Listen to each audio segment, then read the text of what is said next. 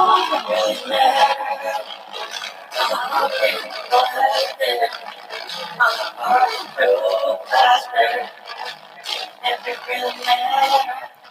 is Vam Electric Ghost, and this is episode 168. So plastered on a bar stool in blue, and my alter ego, Josephine Electric, kind of revealing her melancholy mood and where she's at a bar. She's on a bar stool. She's getting plastered because of some bastard, and that's kind of the song. Is just like, she's just kind of falling apart because the relationship was self-destructing, and then she feels kind of in a downward spiral mode. And so what we've done is we've taken our hardware workflow, which means we use hardware synths. In this case, we've got a Moog Mother 32 and a Moog drummer from another mother, a DFAM, which are both semi-modular analog synths. And what's cool about the DFAM, it's a fully analog synth that doesn't even have MIDI. The sequencer has to be is controlled by controlled voltage, and it uses pitch, and it uses the actual pitch and of the note to actually sequence the actual tune. And it's a little different than running like an 808 because you're limited in what you can do initially, but then you can use the patch bay to do some interesting things. And if you have it in a Euro rack, you can I can actually run it from a clock on another synth. So I could actually use the clock on a Mother 32. I could actually use the Mother 32 step sequencer to drive it. I could use my Arturia Mini Brute 2S sequencer to drive it. So then it becomes a little bit more complicated. And theoretically, once Teenage Engineering puts their CV gate module into the OPZ, I could actually sequence on the MIDI channel the DFAM through the OPZ, which I want to see what you could do with the step components running through CV on a DFAM. I think it could be really interesting. So I'm very excited when they finally set that up.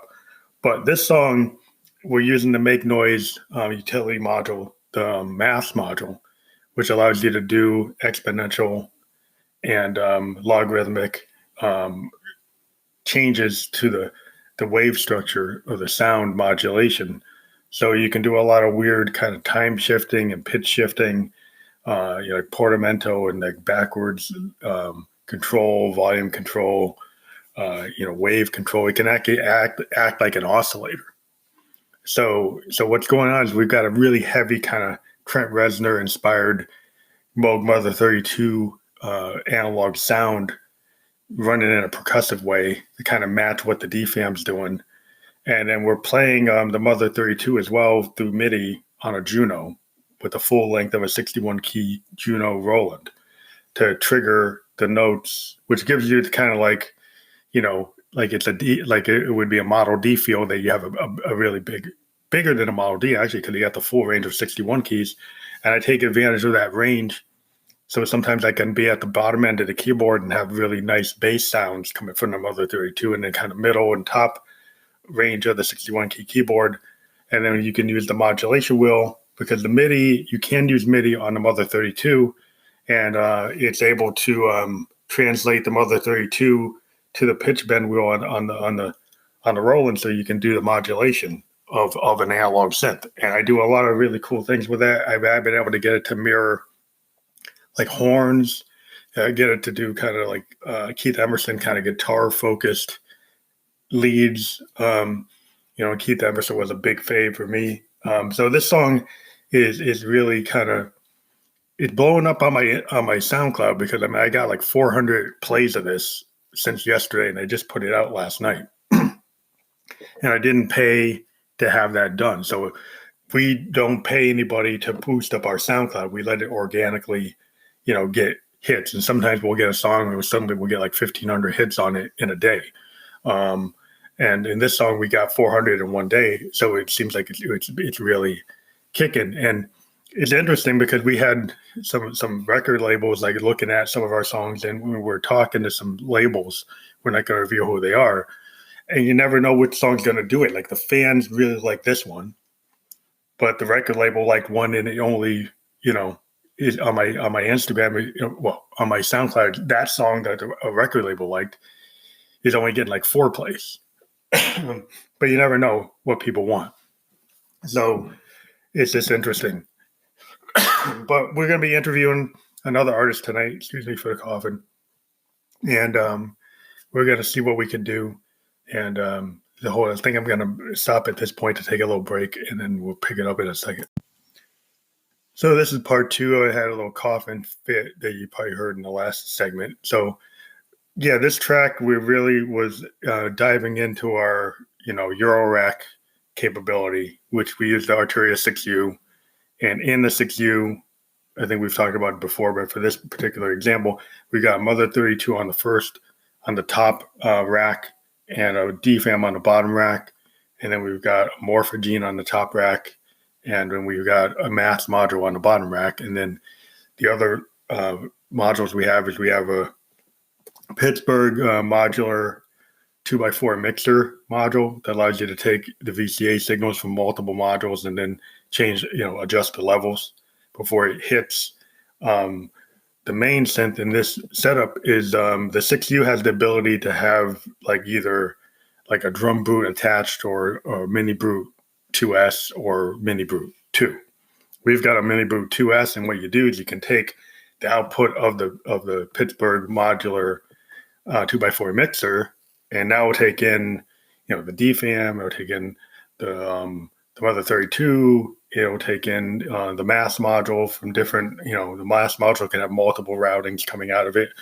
So those things are routed into the mixer and then go directly into the input on the patch bay of the 2S. And the patch bay on the 2S is kind of like a Mother 32. It's very significant, has a lot of cool stuff.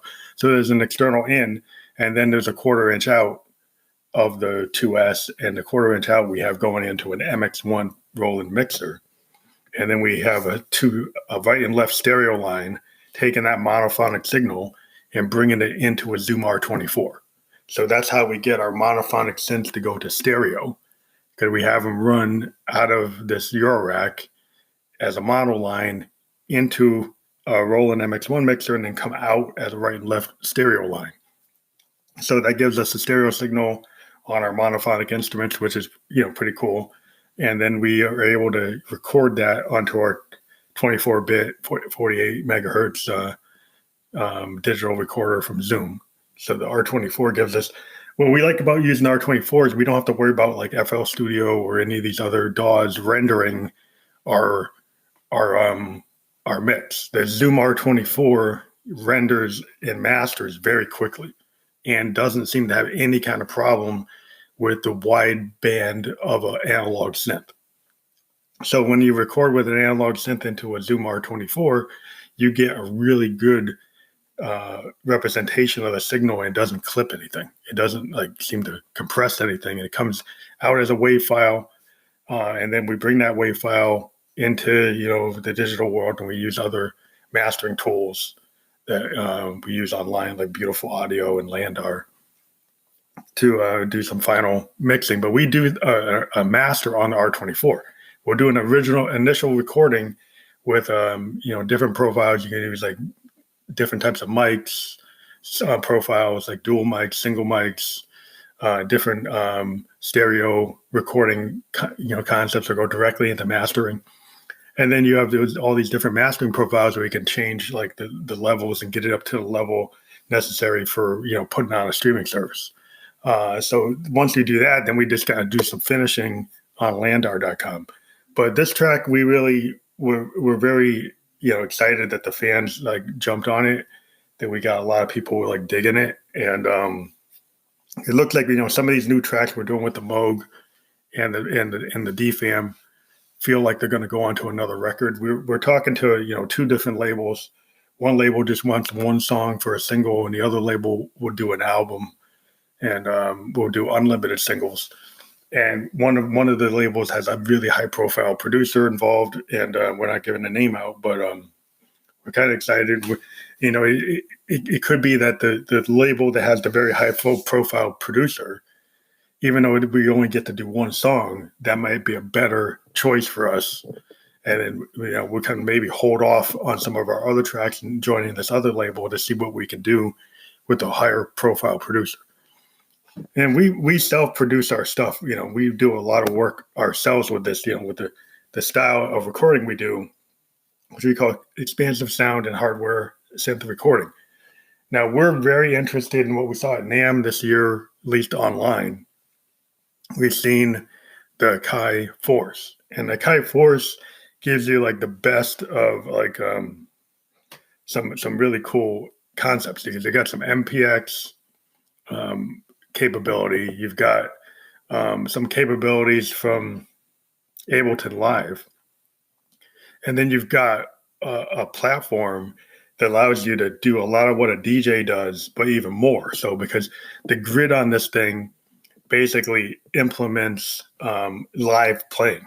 The spacing on the inputs and the way you can play chords, you can play guitars, and you can like pluck strings. You can do all kinds of cool things and actually have a different feeling, kind of like the way the Renee is on the Make Noise modular Eurorax. It has a different way of inputting notes, and this alternative way of doing it, kind of booklet style. It allows you to do something that you can't do on a keyboard.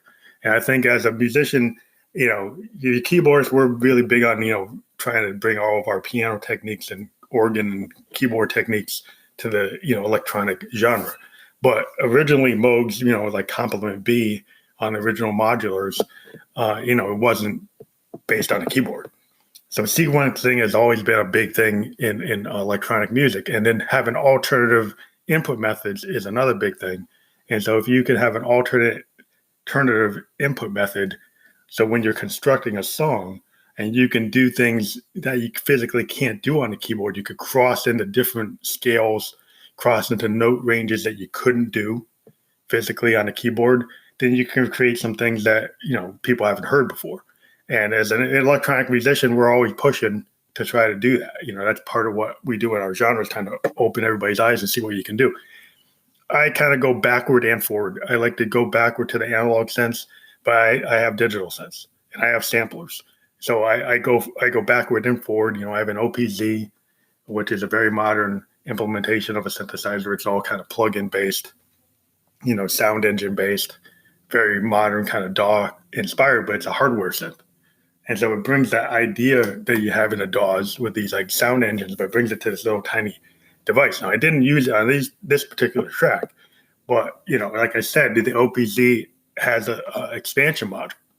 And what is very interesting is that you could link this up to a CV controlled Eurorack and use that really advanced sequencer, because the OPZ sequencer is amazing. You can do very long sequences that you can stretch out with step components and all kinds of really cool things.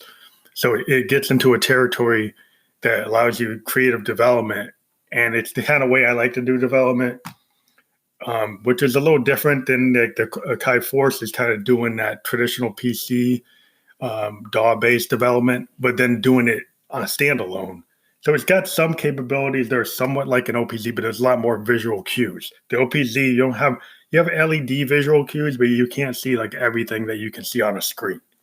It's more of a physical machine that you have to know all the different combinations of capabilities. And there's a lot of buttons that you can do that are on there. You don't have a lot of buried things, but there are shift combinations and different things you can do that aren't readily apparent.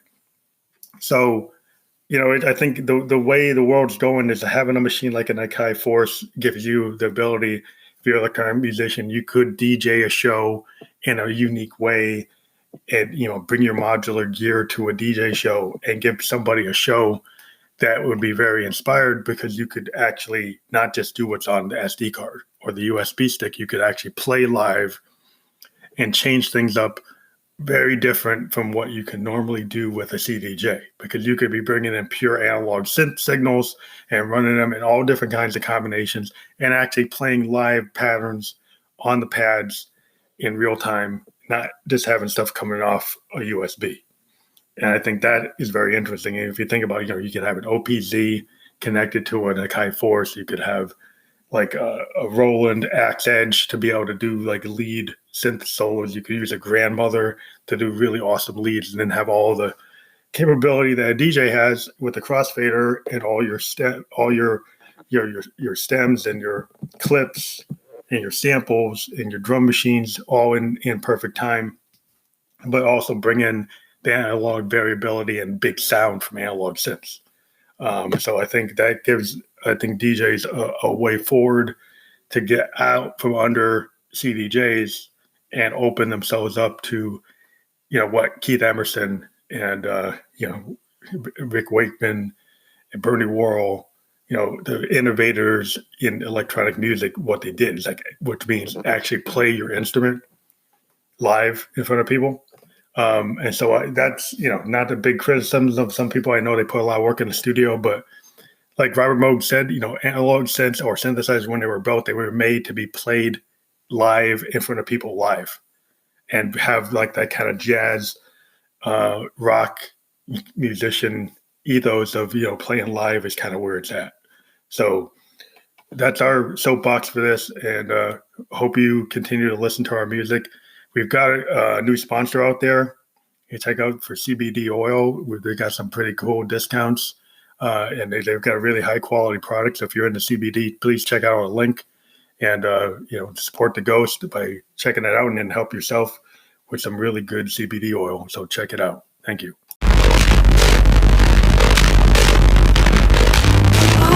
Really matter how people have been. I'm a plastered.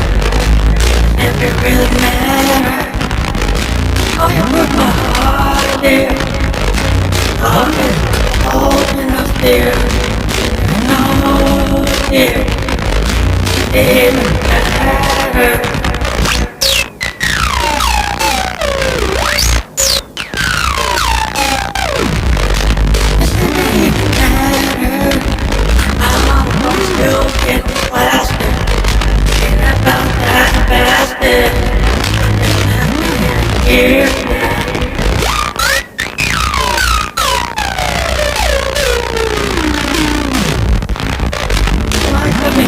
Just know the master. I'm rolled with a platter. Open exclusion matter. Open exclusion won't shatter. Ego and kid matter. There's no green matter. And you're still in love with the master.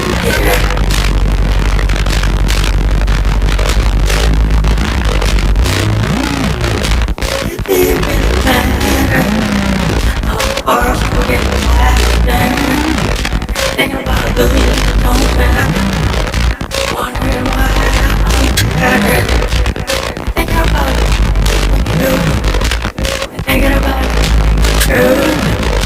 Talking about the air blue. Wondering you had to.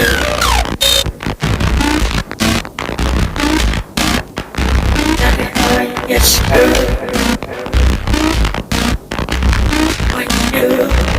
And do how you get blue. It doesn't really matter. I'm a bar stool, getting blasted. Losing the matter. How you really matter. Still in love with that bastard. Oh, I'm out of the matter. I don't know what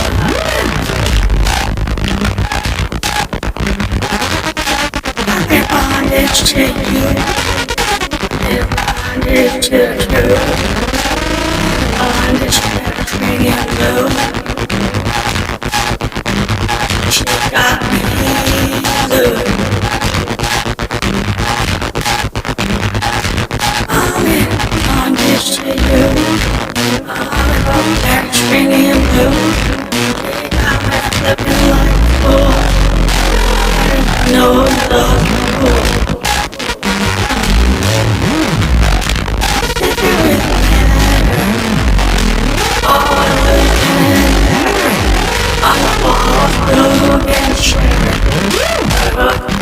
Oh,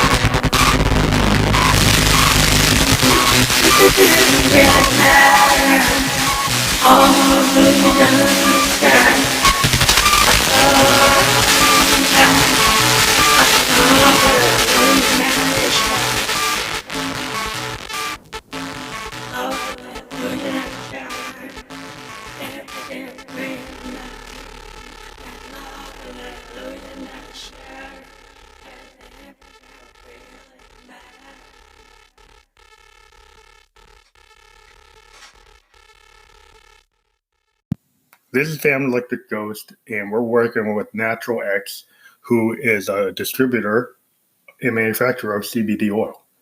Now, you shouldn't settle for inferior CBD oil. Natural X is not an inferior CBD oil. It is the superior CBD oil. There are no additive chemicals. It's available in all 50 states. It's water soluble. It's high absorbing, full spectrum CBD with terpenes. Now, the difference between THC and CBD, you might not know. So, THC is a psychoactive portion of cannabis and is commonly found in marijuana in higher amounts and is very low, if any, in the hemp plant. CBD is a cannabinoid devoid of psychoactive effect. In other words, you can't get high from CBD. After THC, CBD is by far the most studied natural cannabinoid and is gaining popularity faster than THC because of its healthy properties without drug side effects attached to it. So if you click on the link that we're going to provide in a couple minutes, you'd be able to get this really good CBD. So why would you take Natural X CBD? Well, it's the most stable, longest lasting, highest absorbing CBD. It's fast. It's got 15-minute absorption rather than slow 60 to 90-minute peaks. It's the highest absorption rate in the industry. It's real CBD oil, not liposomes or nanoparticles. It's got a super long shelf life, can store for 2 years, no need for refrigeration. It's made from hemp, not marijuana. It's clean, healthy, organic hemp, sourced from the best farms. It's full spectrum, top quality hemp CBD, not cheap CBD isolates. Enjoy the healthy entourage effects of full spectrum CBD oil. It's not addictive, and there's no psychedelic drug effects. It's available, as we said, in all 50 states. Easy to use, to swallow a little every day. Tastes great, no disgusting, oily, bitter taste. Best value in hemp CBD, you get more usable CBD for your money. You save money by purchasing today with the special pricing from Natural X. It's proudly made in the USA, and there are no worries because you have a 30-day money-back guarantee. So if you click our link, we've got a bit.ly link to make it easier for you. So the link that you use to be able to purchase this is bit.ly/2SV small b capital H V W. So let's do that again. It's bit.ly/2 capital S capital V lowercase b capital H lowercase b lowercase w. And we'll do that once more. It's bit.ly/2S capital V lowercase b capital H lowercase v w. Now this link is also on the podcast, so if you can't get it from here, just look at the podcast. You will see the link there, and you can just click on it.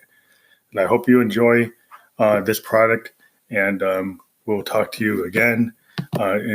Keep on listening to the Family Electric Ghost Show, because we talk about all kinds of things, and you'll be able to get information about all types of products like this product from Natural X, their Natural X CBD. Thank you.